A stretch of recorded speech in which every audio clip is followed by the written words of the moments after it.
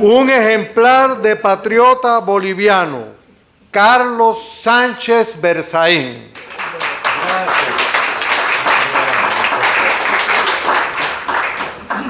Muchas gracias, buenas noches, encantado de estar aquí. Agradecer y felicitar a nuestro querido amigo Pedro Corso y a todos los concurrentes a este evento tan importante sobre un tema de tanta actualidad que es el tratamiento de la situación del castrismo en las Américas. Ustedes saben que uno de mis últimos libros se llama Las dos Américas y yo sostengo en él que la América está dividida en dos, pero no por las condiciones o por las características en que histórica o tradicionalmente se dividía América. Se sostenía que había una América latina y una América anglosajona, cosa que es cierta, pero con el proceso de integración y de globalización esa división es prácticamente inexistente. Se hablaba de una América rica del primer mundo y una América del tercer mundo. Esa figura tampoco es del todo aplicable. Se hablaba de la América del centro y de la América de la periferia. Se ha querido dividir por diferentes parámetros a las Américas, pero el parámetro del siglo XXI es que hay dos Américas porque una es democrática y la otra es dictatorial. Y la América dictatorial tiene su origen y su centro de operación en la Cuba castrista y está expandida en Venezuela, Bolivia, Ecuador y Nicaragua, hoy, en el año 2017. Estuvo mucho más expandida porque en determinado momento en este mismo siglo controlaba la Argentina los Kirchner, el Brasil con el Partido de los Trabajadores de Lula y Rousseff, estaba metida en el Uruguay con Mujica, estaba penetrando en el Perú, donde casi llegó a tomar el poder con una serie de intentos, presionando Colombia, influyendo en Centroamérica, controlando el Petrocaribe que todavía controla y haciendo una serie de acciones de penetración incluso en los países más desarrollados como los Estados Unidos y el Canadá. Esas dos Américas tienen como eje de confrontación la democracia con características de libertad, respeto a los derechos humanos, derecho de propiedad, libre mercado, libertad de prensa, previsibilidad, posibilidad de tener el futuro que el ser humano se pueda tallar en la mayoría de los países y en la otra mano, en las dictaduras, todo lo contrario.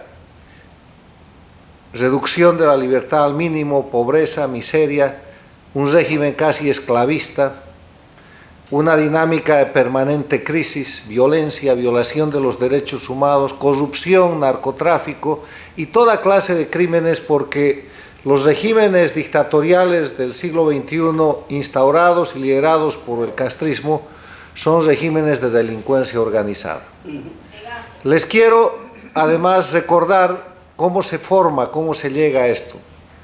El año 1999 la Cuba castrista era el único país dictatorial de las Américas. Pero sucede que en Venezuela gana la elección un golpista, un exmilitar llamado Hugo Rafael Chávez, en un régimen muy inestable, que una vez toma el poder en Venezuela, acude inmediatamente ante Castro a Cuba y sin que la democracia del hemisferio lo perciba, se establece una alianza que se vería con claridad muchos años más tarde. Una alianza que le permite a la Cuba castrista salir del periodo especial, empezar a tener una actividad económica más o menos saludable, pero sobre todo recrear el proyecto foquista de los 60 que buscaba la expansión de lo que llaman revolución castrocomunista, revolución cubana, por todas las Américas. Para eso tenía el dinero, reajustan, como lo ha señalado Pedro Corso, su estrategia y ponen en marcha un proceso en el que parcialmente cambian la violencia por el uso del propio sistema democrático. A partir de esa alianza entre Castro y Chávez, se empiezan a producir hechos que no se imaginaban en América Latina. Cae un presidente en la Argentina, es derrocado otro presidente en el Ecuador, Yamil Mahuad. Después es derrocado un presidente en Bolivia, Sánchez de Lozada. Cae un presidente en el Ecuador, de nuevo Gutiérrez. Y se produce un golpe de Estado en la Organización de Estados Americanos, donde el dignísimo expresidente de Costa Rica, don Miguel Ángel Rodríguez, es acusado en su país por un hecho de corrupción que nunca existió y del que ha sido liberado, pero al ir a defenderse es vilmente detenido y obligado a dejar cesante la Secretaría General de la Organización de Estados Americanos, que de inmediato es ocupada por el sistema castrista con la figura de Insulza, que es sin duda la mayor vergüenza para esa organización durante 10 años. Usan también la violencia. Usan la violencia para potenciar a las FARC, usan la violencia para generar masacres y confrontación en diferentes gobiernos que querían desestabilizar, y usan la violencia para sostener y estabilizar los regímenes que introducen desde Cuba y Venezuela, como lo voy a demostrar en el caso boliviano. Con ese marco de referencia histórico imprescindible para entender lo que pasa en las Américas, permítame hablar del tema para el que me han invitado, que es Bolivia. Bolivia siempre ha sido un objetivo de la dictadura castrochavista de Cuba. ¿Por qué Bolivia? Desde la década de los 60. No se olviden que es Bolivia donde mandan a la guerrilla del Che Guevara y donde muere el Che Guevara. ¿Por qué Bolivia? Bolivia es un país ubicado en el centro de Sudamérica. Su condición y su situación geopolítica es extraordinaria. Si controlas Bolivia, te puedes expandir al Perú, al Brasil, a Chile, al Paraguay, a la Argentina, y puedes gravitar sobre el Uruguay. La posición es vital. Desde el punto de vista político, Bolivia no era en la década de los 60 el país más estable, aunque sí en la década de los 90 y al inicio del siglo XXI disfrutaba de una democracia de mucha estabilidad, pero al ser un país en desarrollo, al ser un país pobre en crecimiento, el hacer desestabilización en Bolivia es económicamente barato. Con $1 en la Bolivia del siglo XXI, de inicios del siglo XXI, podías generar mucha más desestabilización que la que necesitabas para hacerlo en la Argentina. Si el gobierno castrista en su alianza con Chávez necesitaba $10 para hacer una movilización en la Argentina, en Bolivia le bastaba 1. Y para hacerla en el Brasil necesitaba 20. Y para hacerla en otros países necesitaba mucho más dinero. Por eso es que no es una casualidad que países como Bolivia, Ecuador y Nicaragua, después de controlada la riqueza venezolana, hayan quedado bajo el control del castrochavismo. Y el otro tema es el tema de la riqueza boliviana. Bolivia es un país muy rico desde el punto de vista minero. Produce plomo, plata, oro, estaño, zinc, pero también es una reserva mundial en materia de minerales estratégicos. El litio, los minerales que se utilizan para los desarrollos nucleares están en Bolivia y hoy día están presumiblemente siendo cuasi entregados a las alianzas criminales que el régimen castrochavista ha hecho más allá del hemisferio.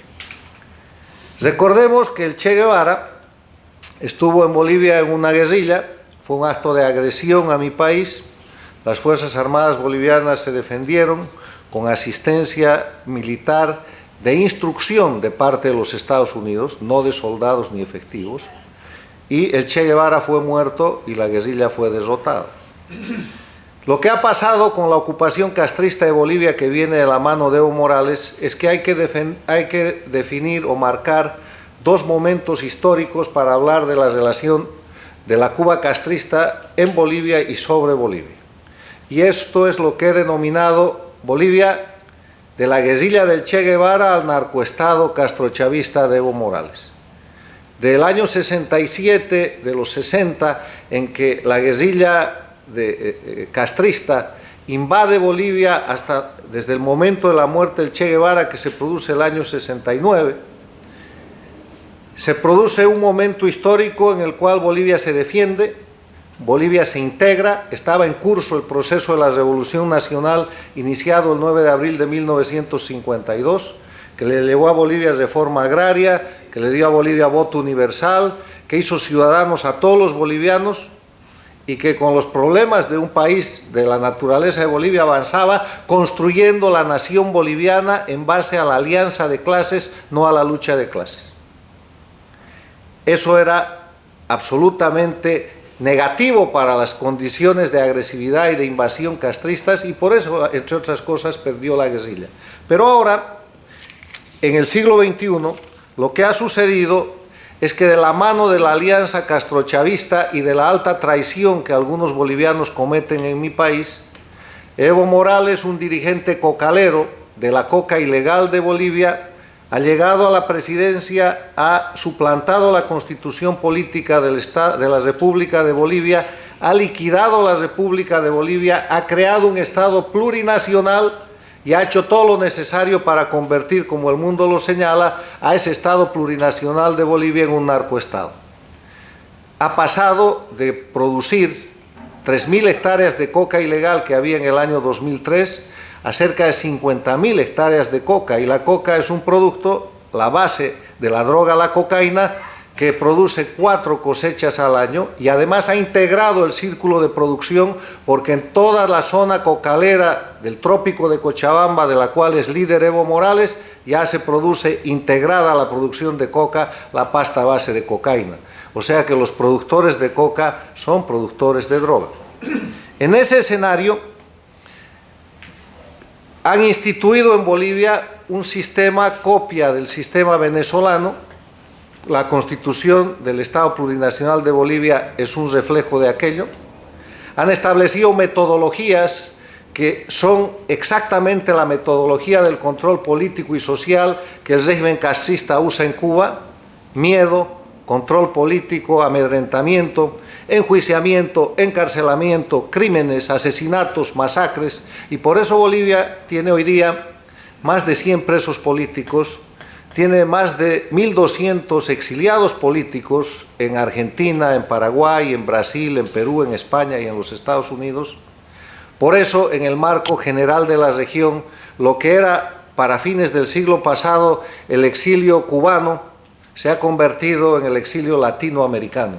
Ustedes han visto aquí llegar a los venezolanos, han visto llegar a los bolivianos, han visto llegar a los ecuatorianos y ven a los nicaragüenses que no se quieren ir.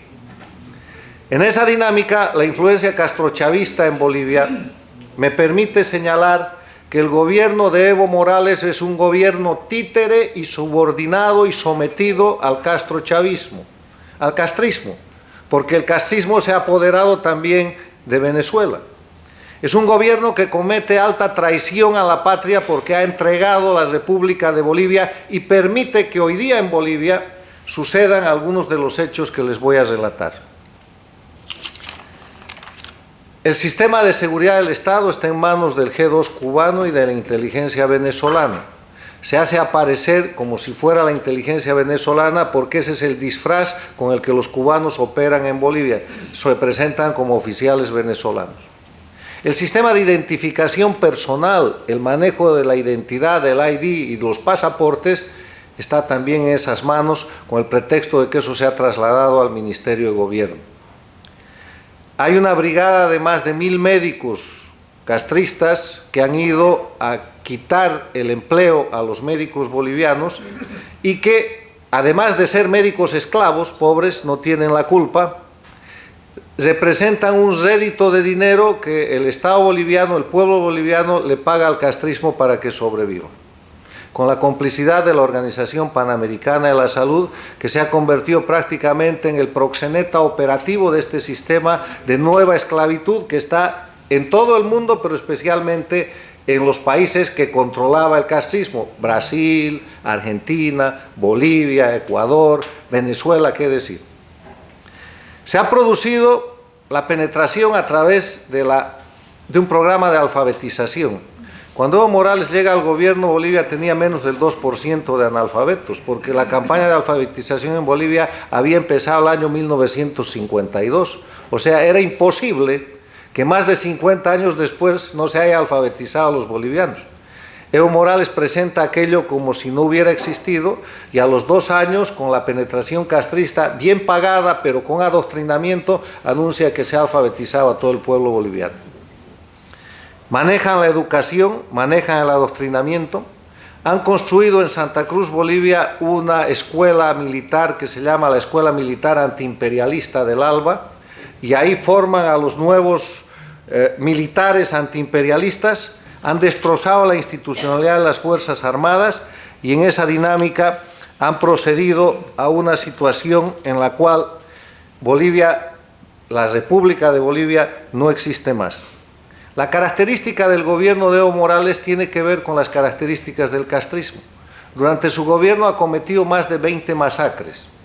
Para el cambio de la Constitución ha cometido la masacre del Hotel Las Américas en Santa Cruz, la masacre del Porvenir en Pando, la masacre en la zona de Chuquisaca, en la zona de La Calancha, y hay cantidades de familias bolivianas que lloran los muertos que han producido bajo el sistema castrista Evo Morales en Bolivia, además acusando a sus víctimas de los delitos que él comete, porque comete las masacres y a la gente que queda viva la acusa, la mete a la cárcel, la convierte en preso político o la obliga a confesar delitos que nunca han cometido. En Bolivia no hay división ni independencia de poderes. El Poder Judicial está convertido en el mecanismo de represión política. Hay del boliviano que caiga en una acusación política. En las dictaduras militares, para tomar un preso político, llegaba un grupo de militares de la dictadura. En la dictadura castrista de Evo Morales, llega un fiscal, cita a las personas y se sabe que ese camino lo va a llevar a la prisión. Bolivia es un país con masacres, con perseguidos, con presos políticos.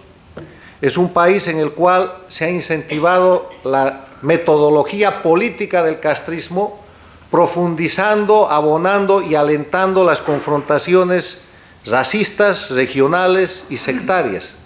Mientras la construcción de la nación boliviana busca la unidad del pueblo boliviano a través de la alianza de clases, el castrismo y la dictadura cocalera del Estado de Bolivia, del Estado plurinacional, busca la confrontación regional, busca la confrontación racial, busca la confrontación sectorial y todo tipo de confrontaciones, porque en esa confrontación y en esa división radica el poder de este tipo de régimen.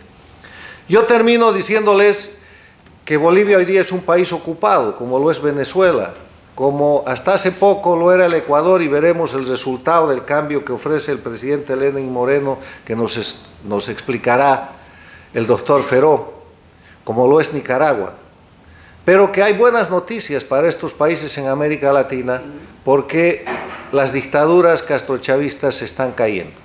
Todas, desde Cuba hasta Nicaragua, pasando por Bolivia, Ecuador y Venezuela, tienen la característica de que están en evidencia. El mundo ya sabe que no son gobiernos democráticos. Tienen la segunda característica de que están en crisis. Han robado tanto, han hecho tanto mal manejo económico, su modelo económico es tan malo y tan despreciable que están llevando a sus países a la miseria. En Cuba viven en la miseria, en Venezuela ya están en la miseria, Bolivia está 12, 14, tal vez 15 meses más atrás, ha entrado en una crisis económica que todavía se sostiene con el dinero que proviene del narcotráfico, pero que no les va a alcanzar. El Ecuador está en una crisis económica solamente sostenida por la dolarización que tienen, pero no tienen dinero ni para pagar los sueldos.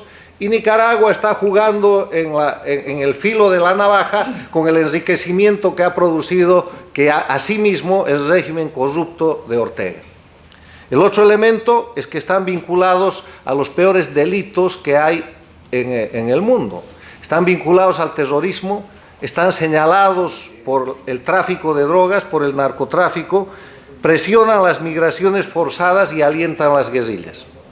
No hay buenas noticias para las dictaduras. Yo preveo que faltando aún muy poco para la culminación de esta década, vamos a ver caer las dictaduras porque no tienen absoluta viabilidad, y esperemos que en pocos años más, en vez de tener dos Américas, la dictatorial y la democrática, tengamos simplemente una que es una América democrática. Muchas gracias.